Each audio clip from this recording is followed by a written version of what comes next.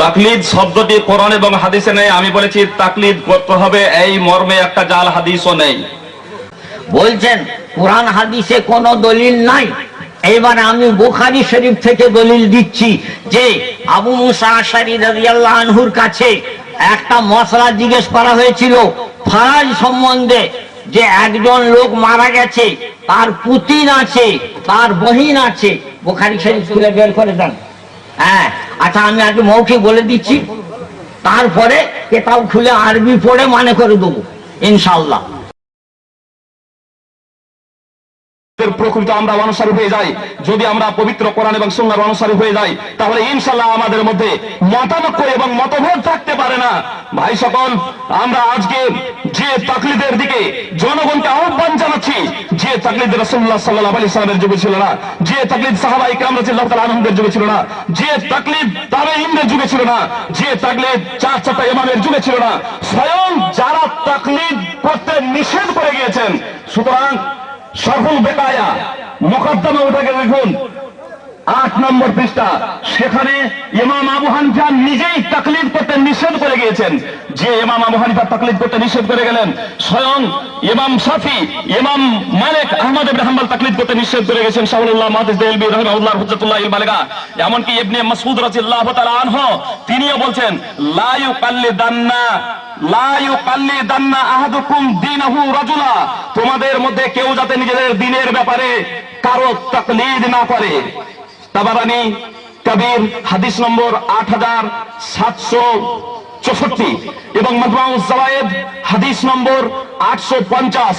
অতএব আমাদের ফিরে যেতে হবে কোরআন এবং সুন্নাহর কোরআন এবং সুন্নাহর দিকে।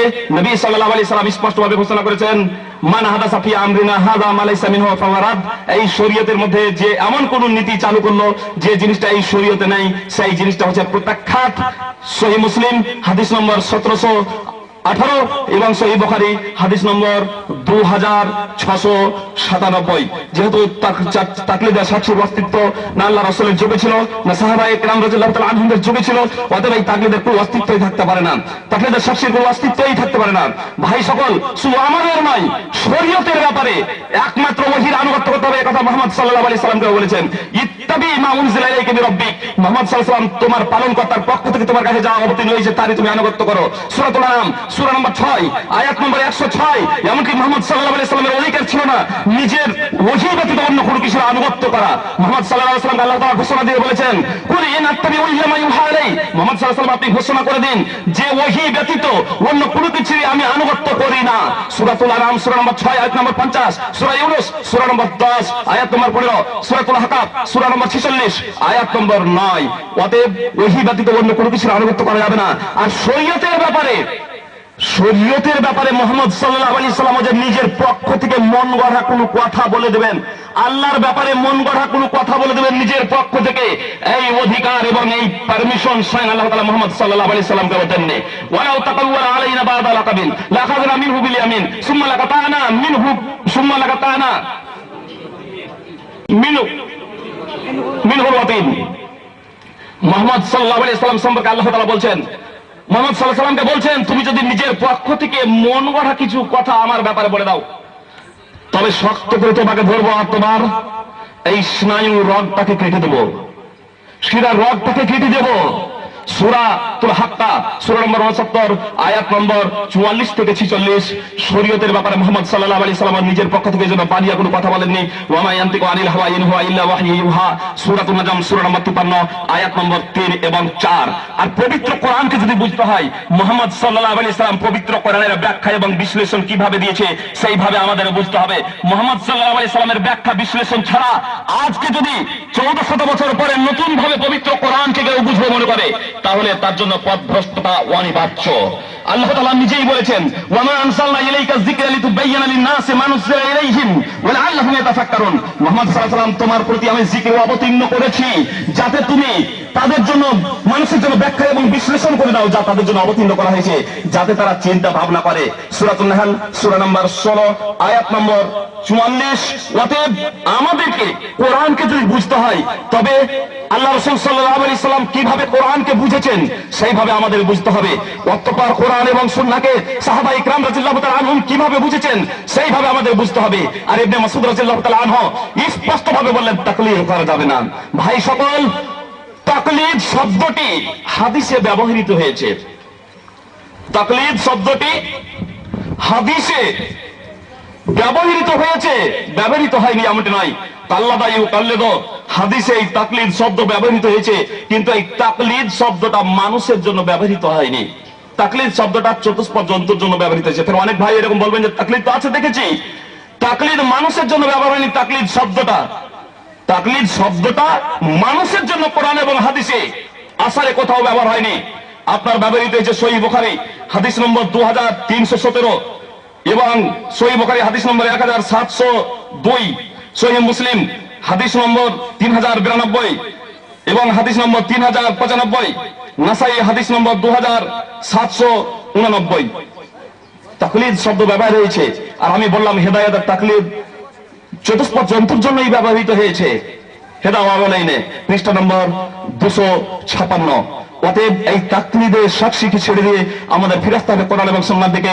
আমি আমারও বলছি, আমার ভাইদের বলবো, যেহেতু তারা বলেছেন যারা মুজতাহিদ নন তাদের জন্য তাকলীদ ওয়াজিব।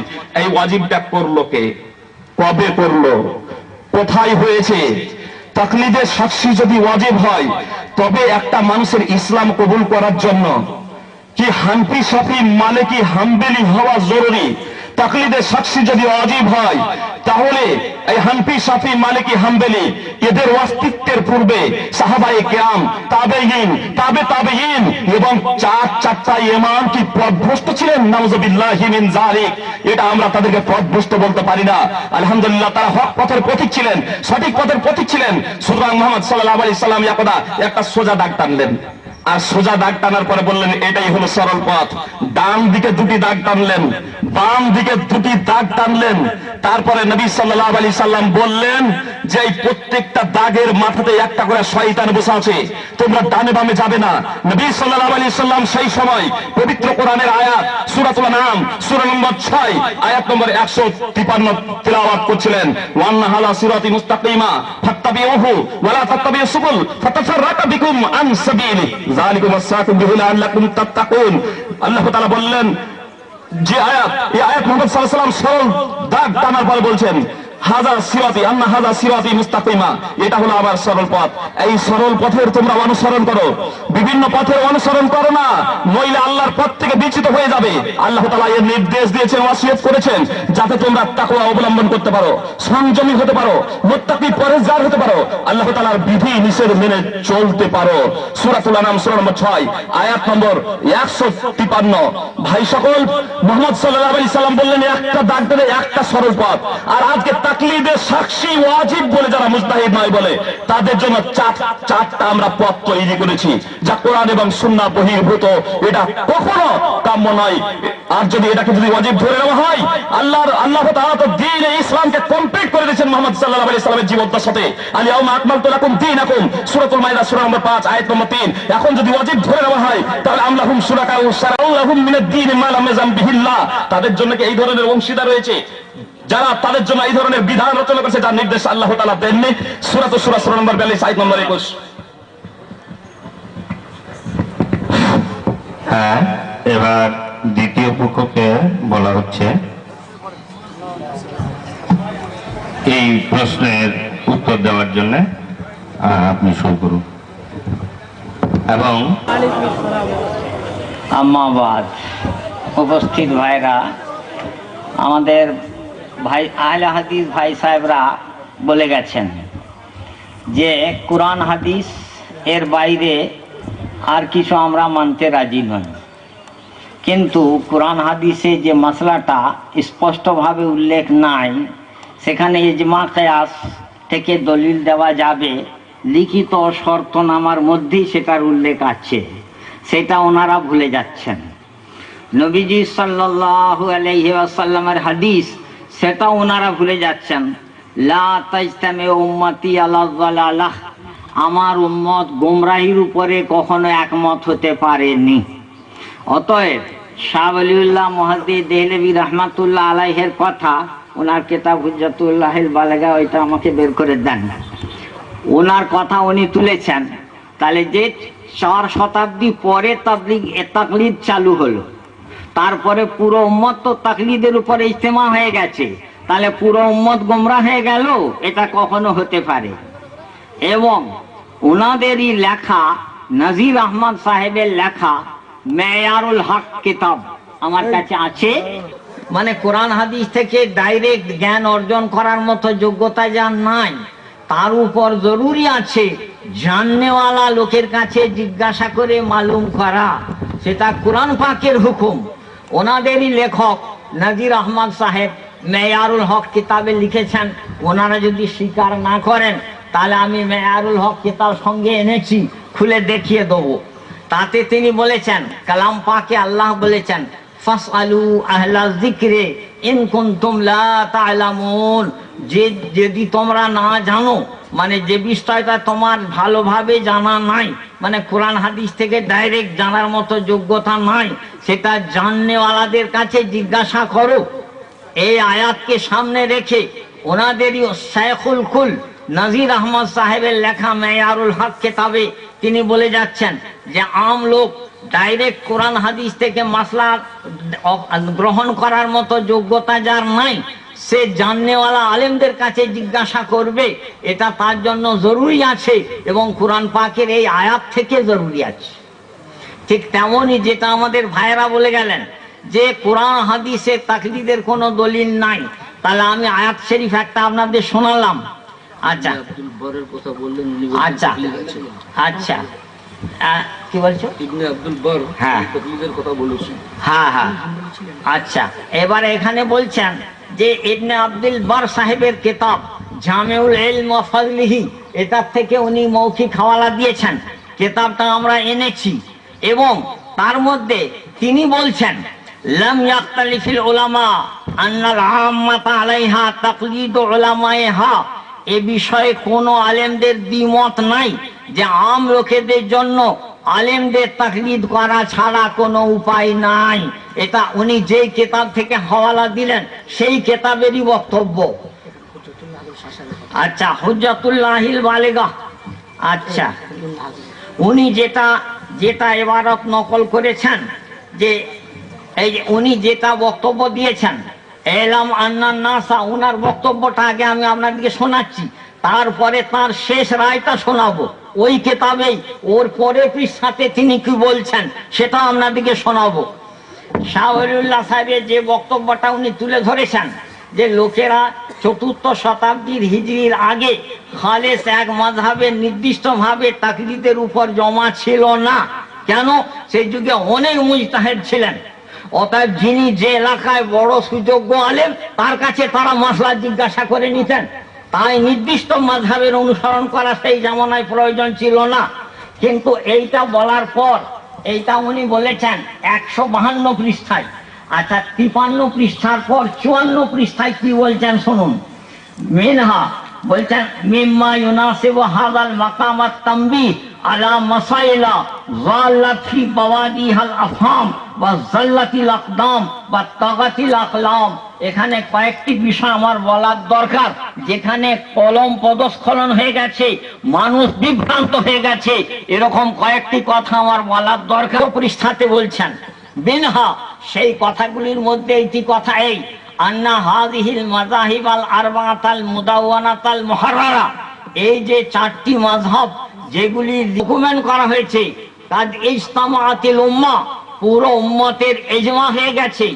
আও মা ইউতাদ্দু বিহি মিনহা, বলছেন তার মধ্যে নগণ্য এক একজন এই মতের দ্বিমত বাইরে থাকতে পারে, কিন্তু তারা ধর্তব্যের মধ্যে নয়।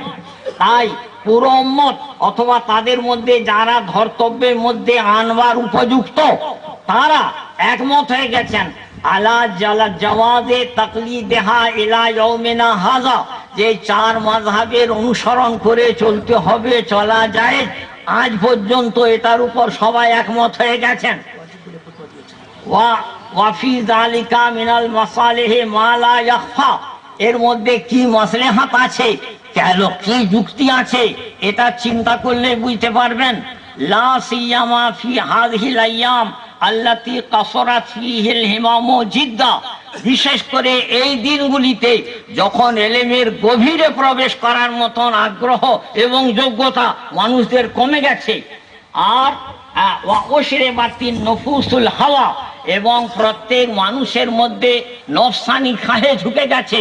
সুবিধাবাদী যে মাযহাবে যে সুবিধাটা পাবো সেই দিকে আমি চলে যাব, এই নফসানি রোগটা যেহেতু মানুষের মধ্যে ঢুকে গেছে, অতএব কোন একটা মাযহাবকে নির্দিষ্টভাবে বাঁধনে রাখতে হবে, তা না হলে মানুষ এজাবু কুল্লে জি রাইন ওয়াশরিবাতিন নফুসুল হাওয়া ওয়া আজাবা কুল্লু জি রাইন বিরাইহি। অতএব তার মধ্যে প্রত্যেকেই নিজের রায়টাকেই মনে করছে যে আমার রায়টাই সঠিক, অতএব প্রত্যেকের রায় কখনো সঠিক হতে পারেনি, তাই কোনো একটা বাঁধনের মধ্যে মানুষকে রাখতে হবে। এই শাহ ওলিউল্লাহ মুহাদ্দিস দেহলভী রাহমাতুল্লাহ আলাইহি, যার কিতাব থেকে উনি দলিল দিলেন, উনি হানাফি মাযহাবের লোক ছিলেন। শত শত দলিল আমরা এখনই দেখিয়ে দেবো। এবং তিনারই লেখা আর এক দ্বিতীয় কিতাব, ওই কিতাব থেকেই জবাব দিলাম।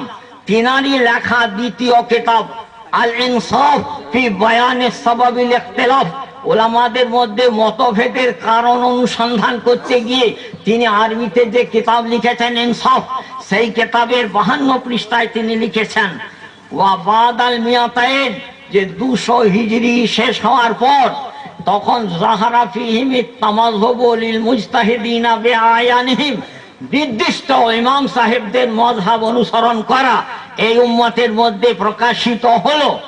ওয়া কাল্লামান কানা লা ইয়াতামিদু আলা মাযহাবি মুজতাহিদিন বিআইনিহি, এমন কোন লোক ছিল না বা বহুত কম ছিল যে নির্দিষ্ট কোন মাযহাবের অনুসরণ করেনি এই 200 হিজাবের পরে।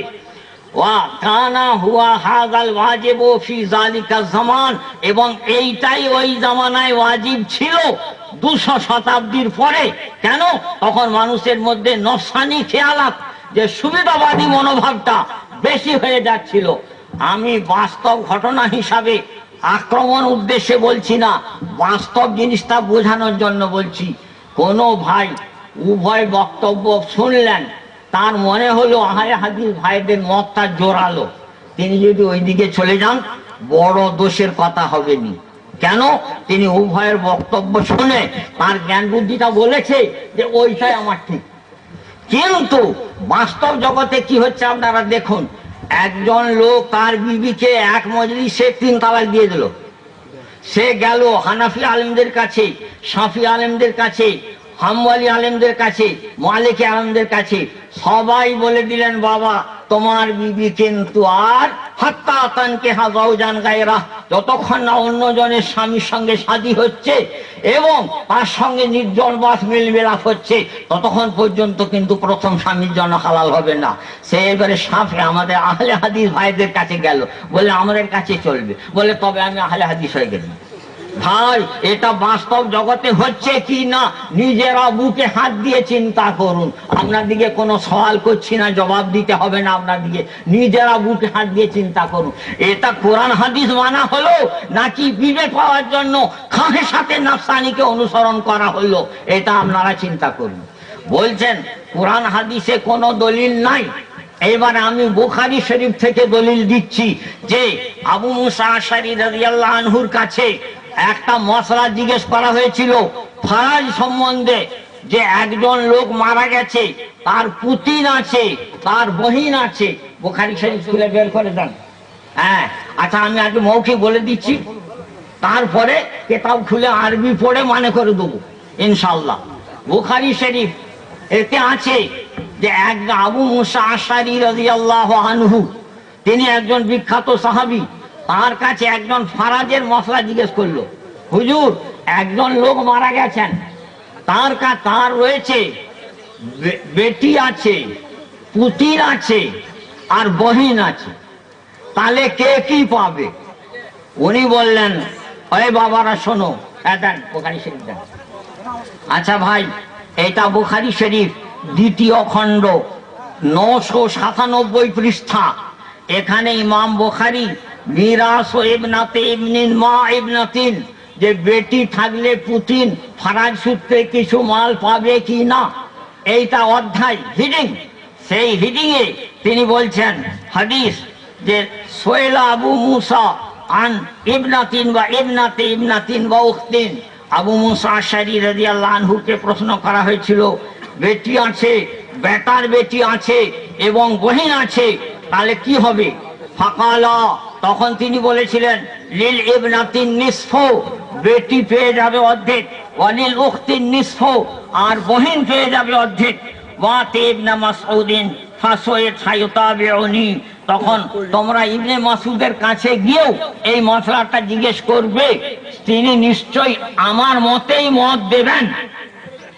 আচ্ছা, তো তখন বলছেন ফাসাইলা ইবনে মাসউদ, তখন ইবনে মাসউদকে গিয়েও লোকেরা জিজ্ঞাসা করলো, ওয়া উখবিরা বিকাউলি আবি মুসা, আবু মুসা আশআরী কি বলেছেন সেটাও বললো। ফাকালা, তখন ইবনে মাসউদ রাদিয়াল্লাহু আনহু বললেন, লাকাল যালালতু ইযান, আমি ওনার মতে মত দিলে আমি তো গোমরাহি লাইনে চলে যাব, ওনার এই ফতোয়াটা ভুল হয়ে গেছে। অতএব ওয়ামান আখযি ফিহা বিমা কাযা আন-নবী সাল্লাল্লাহু আলাইহি ওয়াসাল্লাম, আমি তার সম্বন্ধে এই ফতোয়াটাই দেব যে বেটি পাবে অর্ধেক, ইবনাতুল ইবন, বেটার বেটি পুতিন, সে পাবে 6 ভাগের 1 ভাগ, তাকমিলাতান লিসুলুসাইন, যাতে ওই বেটিদের অংশ 2 সুলুস পূর্ণ হয়, এবং ওয়া মা বাকিয়া ফালিল উখতি, এই দুজনকে 2 সুলুস দেওয়ার পর যা বাকি থাকবে তো সেটা বোন পেয়ে যাবে। তখন ফাআতাইনা আবা মুসা, তখন আবু মুসা আশআরীর কাছে এলাম। ফাআখবারনাহু বিকাউলি ইবনে মাসউদ, আমরা বললাম ইবনে মাসউদ এই ফতোয়া দিয়েছেন। ফাকালা, তখন আবু মুসা আশআরী বললেন, লা তাসআলুনি মা দামা হাযাল হিবরু ফীকুম, যতদিন এই মহাবিজ্ঞ আলেম তোমাদের মাঝখানে থাকবে, তোমরা আমার কাছে ফতোয়া জিজ্ঞাসা করতে আসিও না, কেবল ইবনে মাসউদের কাছে ফতোয়া জিজ্ঞাসা করবে। তাহলে কেবল একজন আলেমকে মেনে চলা, যেটা ওনারা বলছেন হাদিস দলিলে কোনো প্রমাণ তার নাই, বুখারী শরীফ থেকেই তার প্রমাণ দিলাম। আচ্ছা বাবু, দেখুন এই যত প্রশ্ন আমাদের ভাই সাহেবরা করে গেছেন, সমস্ত জবাব আমাদের স্টেজে হাজির আছেন মুফতি নাসির স্যার। এই যে বাংলা বই দিচ্ছেন ইমাম মানবো কেন, সমস্ত প্রশ্নের জবাব সংক্ষেপে এই বইয়ে দেওয়া আছে। এই বই এখানেও পাওয়া যাচ্ছে, ওইখানেও পাওয়া যাচ্ছে। অতএব এই বই 20 টাকা করে দাম, সব ভাইয়েরা নিয়ে যাওয়ার চেষ্টা করবেন। মজলিসে হয়তো সংক্ষেপে, আচ্ছা এইবার, আচ্ছা এই আহলে হাদিস ভাইদের কিতাবে বেশিরভাগ ইবনে তাইমিয়া সাহেবের পথ এবং মতের রেফারেন্স দেওয়া থাকে। তাই সে ইবনে তাইমিয়া সাহেব মিনহাজুস সুন্নাহ কিতাবের মধ্যে লিখছেন, আচ্ছা মাযহাব আহলি সুন্নাত ওয়াল জামাআহ মাযহাবুন কাদীমুন মারুফ, আহলুস সুন্নাত ওয়াল জামাআতের মাযহাবটা পুরাতন। যখন নাকি আল্লাহ পাক ইমাম আবু হানিফা, ইমাম মালিক, শাফি, আহমদ এনাদেরকে পয়দা করেননি, তখন থেকে আহলে সুন্নাত ওয়াল জামাতের মাযহাব ছিল। ফাইন্নাহু মাযহাবুস সাহাবাতিল্লাযিনা তালাক্কাহু আন নবিয়্যিহিম, কেননা আহলে সুন্নাত ওয়াল জামাতের মাযহাবটা হলো সাহাবাদের মাযহাব, যেটা তারা নিজের নবীদের কাছে নিয়েছিলেন। ওমান খালাফা যালিকা কানা মুবতাদিআন ইনদা আহলে সুন্নাত ওয়াল জামাআহ, যারা ওই সাহাবাদের মতের খেলাফ যাবে তারা বিদআতি হবে আহলে সুন্নাত ওয়াল জামাতের কাছে। ভাই ইবনে আব্দুল বারের কথা বলেন, উনি মালিকি ছিলেন। এই দেখুন ভাই শুনুন, এই দেখুন কিতাব যাইল ও তাযকিরাতুল হুফাজ, আল্লামা শামসুদ্দিন যাহাবী যার লেখা কিতাব আসমাউর রিজাল, যে অমুক রাবি যায়িফ, তমুক রাবি যায়িফ, তাতে 1 নম্বর নাম করা লেখক আল্লামা শামসুদ্দিন যাহাবী, তার লেখা বিখ্যাত কিতাব মিজানুল ইতিদাল, সেই কিতাবের রেফারেন্স ওই ভাইদের কিতাবে শত শত জায়গায় আছে।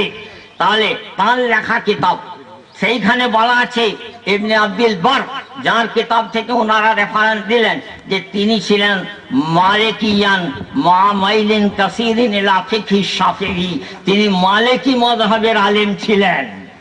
এবং এটা আমি বলতে চাই, বুখারী শরীফের প্রথম পৃষ্ঠা, দ্বিতীয় পৃষ্ঠা, দুজন ইমাম বুখারীর দাদা উস্তাদ এই পর্যায়ের মুহাদ্দিস, তাদের দুজনের কথা আসমাউর রিজালের কিতাবে আমরা দেখিয়ে দিচ্ছি। হ্যাঁ, লাইস বিন সাদ, বুখারী শরীফ প্রথম খণ্ড, প্রথম পৃষ্ঠাটা, প্রথম খণ্ডে ইমাম বুখারী নিজের ওস্তাদ, দাদা ওস্তাদ ইত্যাদির নাম যেখানে বয়ান করছেন, সেইখানে লাইস বিন সাদ সাহেবের নাম এসেছে। হ্যাঁ, বুখারী শরীফ প্রথম খণ্ড। এই ভাই, বুখারী শরীফ প্রথম খণ্ড 3 নম্বর হাদিস, ওয়াবিহি ক্বালা হাদাসানা ইয়াহইয়া ইবনে বুকাইরিন ক্বালা আখবারানা লাইস। এখানে আসমাউর রিজালে লেখা আছে লাইস বিন সাদ, আর এই সব আসমাউর রিজালের কিতাবে লেখা আছে উনি ছিলেন একজন পাকা হানাফি। বলুন, আপনাদের বলতে মানা করা হচ্ছে, আপনাদের কিছু বলতে হবে না, উনি ছিলেন একজন পাকা হানাফি। ইমাম আবু হানিফার খাস শাগরিদ, ইমাম আবু হানিফার মত অনুযায়ী ফতোয়া দিতেন। বুখারী শরীফ প্রথম খণ্ডের দ্বিতীয় পৃষ্ঠা, এর মধ্যে যেটা আপনার হাদিস নম্বর 6, তাতে দ্বিতীয় সনদে আছে قال حدثنا عبد الله قال اخبرني يونس ومعمر نحبه। আচ্ছা, এইখানে এবং হাদাসানা আবদান قال اخبرنا عبد الله, এখানে দেওয়া আছে যে আব্দুল্লাহ মানে আব্দুল্লাহ ইবনে মুবারক। আর আব্দুল্লাহ ইবনে মুবারকের ইতিহাস গ্রন্থগুলো আসমাউর রিজাল বলছে আব্দুল্লাহ ইবনে মুবারক ছিলেন একবারে খাঁটি। আব্দুল্লাহ ইবনে মুবারক রাহিমাহুল্লাহ ইন্নামা মাতা আলা মাযহাবি আবি হানিফা।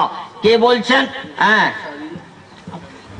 ইবনে আব্দুল বার সাহেবের কিতাব আল ইনতিকা ফি ফাযাইলিল আইম্মাতি সালাসাতিল ফুকাহা, ওই কিতাবেরই মধ্যে আপনার 292 পৃষ্ঠার এতে দেওয়া আছে যে ইবনে মুবারক রাহমাতুল্লাহ আলাইহি হানাফি হয়ে দুনিয়াতে শেষ নিঃশ্বাস ত্যাগ করেছেন। তাহলে বুখারী শরীফ প্রথম খণ্ড প্রথম পৃষ্ঠায় লাইস বিন সাদ, তিনি হানাফি মাযহাবের লোক ছিলেন। আর দ্বিতীয় পৃষ্ঠায় আব্দুল্লাহ ইবনে মুবারক, এরা ইমাম বুখারী। আচ্ছা, এবং এটা কোন কিতাব? ইরশাদুস সারি, বুখারী শরীফের ব্যাখ্যা। তার মধ্যে তিনি লিখছেন যে ইমাম বুখারী রাহমাতুল্লাহ আলাইহি যাকারাহু আবু আসিম ফি তাবাকাতি আসহাবিনা শাফিইয়া। ইমাম বুখারী রাহমাতুল্লাহ আলাইহি শাফি মাযহাবের লোক ছিলেন। আপনার কথা টাইম শেষ হয়ে গেছে। ঠিক আছে ভাই, একবারে যে শৃঙ্খলা আমরা সব সময় প্রতিজ্ঞাবদ্ধ